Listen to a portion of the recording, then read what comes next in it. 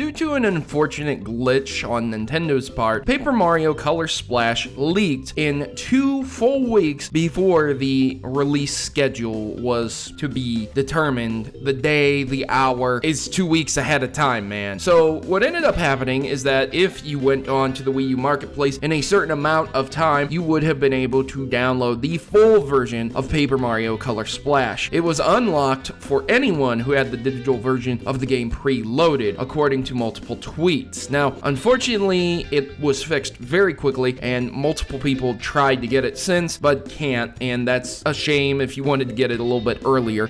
It is true that digital copies of Color Splash can be played. There's been shown pictures from many different people showing tweets displaying like literal cell phone, not like they took it off Google, where they were tweeting out, and there was even a guy who live streamed it for about 5 hours. Now, this is very bad and weird at the same time, and I want to explain why. It's bad on the developer's part because the game is ready, and I understand that when developers put out release dates, they say, oh, you know, this is our projected release date, and when we get pushbacks, when we get delays, that's because they didn't make that projected release date. But sometimes they'll finish early, and I think it's really crappy if they're not doing anything to the game when they finish early. It's kind of like, okay, yeah, it's finished, we finished it 2 weeks early, but we're not going to give it to you because they have a projected release date. Now, on one hand, I understand why they do it, because they have the marketing team ready and willing to push forward this release date. They're putting it on all kinds of printed materials, you know, those little sleeves that go over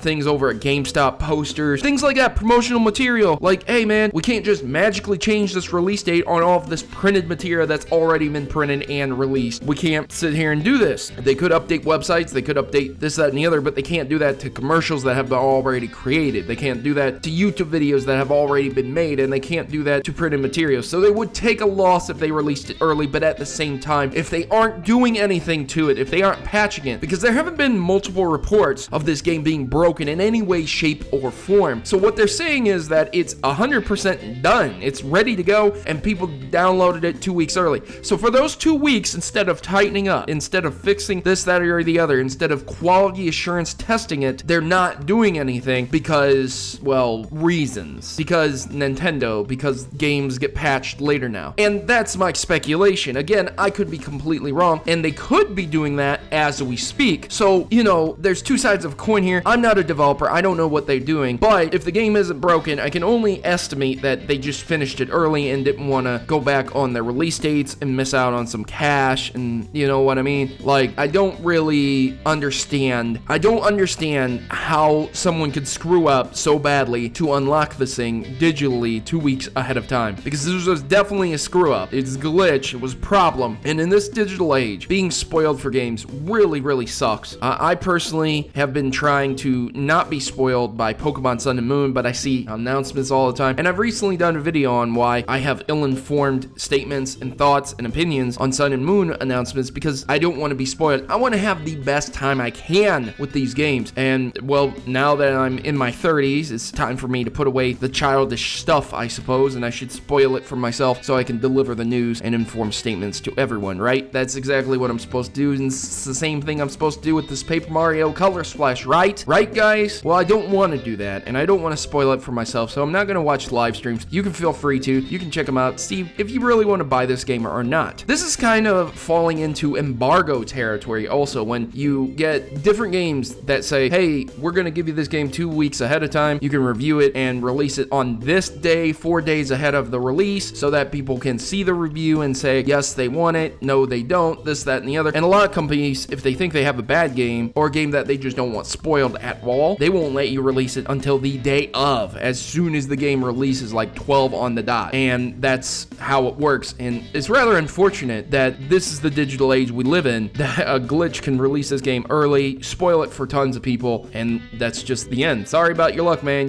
If you got spoiled, if you saw it on Twitter, if you know, someone told you about it, someone was like, oh yeah, this boss is in the game, and you're like, oh man, I was waiting to see it. That's how it works these days. Ladies and gentlemen, do you think that digital games are really ruining the consoles the gaming industry. Do you think that digital games are causing issues being leaked early? Screenshots, streams. Do you think the age of the digital revolution have ruined games for you personally because you wanted to experience it and go through it yourself? Let me know in the comments down below. I have been your host, Protomario, and as always, good gaming and God bless. Thanks for watching, ladies and gentlemen. Have yourselves a great day.